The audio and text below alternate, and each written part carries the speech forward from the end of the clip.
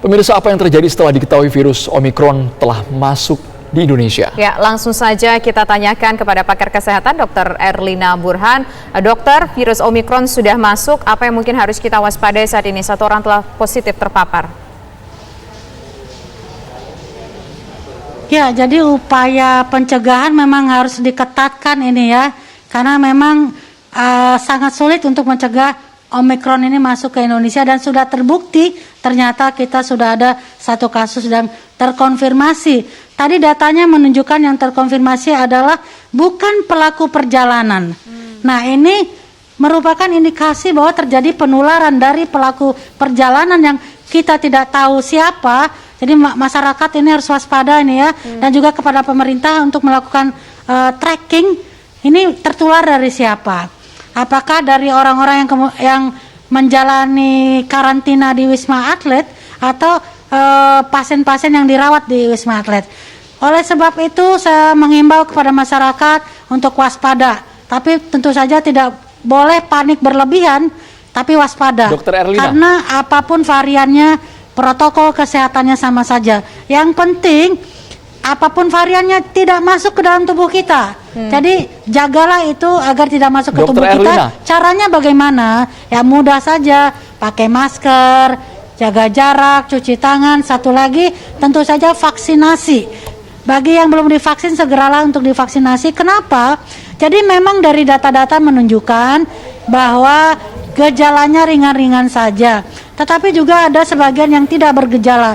Siapa ini yang tidak bergejala? Data menunjukkan yang tidak bergejala ini adalah orang-orang yang sudah divaksin. Oleh sebab itu, manfaat vaksinasi ini sangat nyata di sini, maka segeralah vaksinasi dan ditambah dengan protokol kesehatan. Ya, dokter, ini kan sudah ada. Ya, dokter, halo dokter, bisa mendengar kami? Halo dokter. Dokter, ini kan sudah ada satu orang warga negara Indonesia tidak melakukan perjalanan ke luar negeri tapi bertugas di Wisma Atlet, terserang dengan virus Omikron ini, virus COVID yang baru. Halo dokter. Ya, kita akan mencoba untuk membenarkan sambungan komunikasi kami dengan Dr. Erlina. Apakah kembali terhubung Dr. Erlina? Halo dok. Sudah terhubung. Ya. Dok, ini dengan kondisi yang dokter jelaskan tadi, apakah memungkinkan ataupun kemungkinan saat ini varian Omikron ini sudah menyebar di Indonesia, dok? Karena yang kena ini bukan orang yang pernah melakukan perjalanan ke luar negeri. Betul, itulah yang terfikirkan oleh saya begitu mengetahui bahwa yang terinfeksi atau terkonfirmasi ini adalah orang yang tidak melakukan perjalanan. Jadi kemungkinannya adalah tertular dari seseorang yang datang dari luar negeri. Ya, jadi saya minta kepada pemerintah agar melakukan tracking dan tracing ini siapa sumber penularannya, dan diperiksa juga semua yang berinteraksi dengan sumber penularan tersebut supaya kita bisa melakukan segera isolasi yang terpusat agar tidak menyebar ke masyarakat. Dr. Erlina, demikian. Kami ingin tahu bagaimana karakteristik dari Omikron ini dibandingkan dengan varian yang ada. Yang pertama yang patut kita waspadai karakteristiknya adalah mudah menular. Dikatakan 15 kali lebih menular dibandingkan Delta. Ini terbukti dengan tidak sampai 2 minggu penularan sudah terlaporkan di lebih dari 70 negara. Jadi luar biasa, cara penularannya sangat cepat sekali. Nah, inilah yang kita waspadai. Kalau ada satu terkonfirmasi di Indonesia, kalau ini tidak segera dilakukan berbagai tindakan-tindakan pencegahan, bisa jadi kemudian akan banyak yang tertular. Karena itu tadi sifatnya lebih mudah menular. Walaupun dikatakan dari banyak negara yang sudah mempunyai kasus-kasus, dikatakan ini gejalanya ringan-ringan saja, yaitu misalkan rasa lelah, letih, nyeri otot, sakit kepala, bahkan sebagian besar tadi saya sudah sebutkan tidak ada gejala. Siapa yang tidak bergejala? Adalah orang yang sudah divaksin. Ini dilaporkan dari Israel, Jepang, dan Korea Selatan. Orang-orang yang sudah divaksin terkonfirmasi positif Omikron tapi tidak ada gejala. Jadi yang belum divaksin segeralah untuk menjalani vaksinasi. Ya. Dok, artinya bisa dikatakan meskipun begitu cepat menular 15 kali lipat lebih cepat menular daripada Delta, tetapi fatality-nya sangat rendah sekali, begitu dok?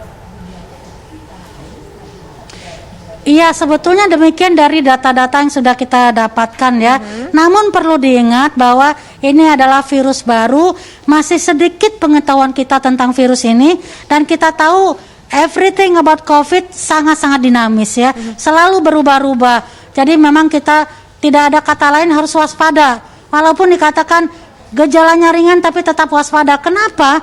Kalau seandainya Omikron ini menyerang atau menulari orang-orang lansia, dan kita tahu cakupan lansia kita tidak terlalu tinggi atau rendah, atau orang-orang yang dengan gejala sistem imun yang rendah, atau orang-orang dengan komorbid, saya khawatir mungkin tidak ringan-ringan saja ini karena kondisi komorbid dan juga usia. Dokter Erlina, kami ingin tahu perbedaan mencoloknya bagaimana dok untuk membedakan bahwa ini Omikron, yang ini Delta atau seperti apa? Karena tadi penjelasan dari Menkes membutuhkan waktu 2-3 hari untuk mengetahui hasil dari sequencing genomnya. Iya, betul sekali bahwa dari PCR positif kemudian isolatnya diperiksa dengan whole genome sequencing butuh 2-3 hari. Nah, kalau kita ingin melihat dari gejala pertama, Omikron ini katanya flu, mirip-mirip flu, ringan-ringan saja, sakit kepala, badan nggak enak, rasa-rasa letih begitu ya. Sementara kalau kita tahu dengan varian lain seperti Alpha, Beta dan Delta itu ada selain juga sakit kepala, ada batuk ya, batuk kering yang berkepanjangan dan juga disertai sesak. Ditambah lagi ada anosmia atau agesia. Dok, bisa dikatakan nggak bahwa anosmia itu adalah gangguan indera penciuman. Dok, bisa dikatakan bahwa varian Omikron ini tidak menyerang sistem saluran pernafasan, begitu dok? Oh, itu salah juga. Karena kan masuknya ke saluran pernafasan. Ya, ke sistem pernafasan, tapi memang gejalanya ringan, bukan berarti tidak ada di pernafasan. Tapi dokter, dalam kasus di Wisma Atlet ada penjelasan juga yang menyatakan yang positif ini sekarang sudah negatif dok, namun tanpa gejala dok. Mengapa itu bisa terjadi? Ya, ada dua kemungkinan. Pertama, pasien atau yang terkonfirmasi positif ini sistem imunnya bagus. Kedua, mungkin sudah divaksin lengkap. Saya yakin sudah divaksin lengkap karena bekerja di Wisma Atlet. Dan selanjutnya juga adalah faktor karakteristik dari virusnya yang ringan-ringan saja. Dan biasanya dari laporan dari negara Afrika Selatan dikatakan kalaupun perlu perawatan, durasinya itu cukup pendek. Hanya 2,8 hari rata-rata dibandingkan Delta yang lebih dari 10 hari. Jadi memang cepat sekali recovery-nya. Tapi ini bukan berarti ringan, cepat recovery ya kita kemudian menjadi abai, tidak boleh. Nggak enak untuk jadi sakit itu. Betul, lebih baik dokter. kita sehat. Baik. Terima kasih Dokter Erlina Burhan atas waktunya bersama kami di program Kabar Petang. Selamat petang, Dok.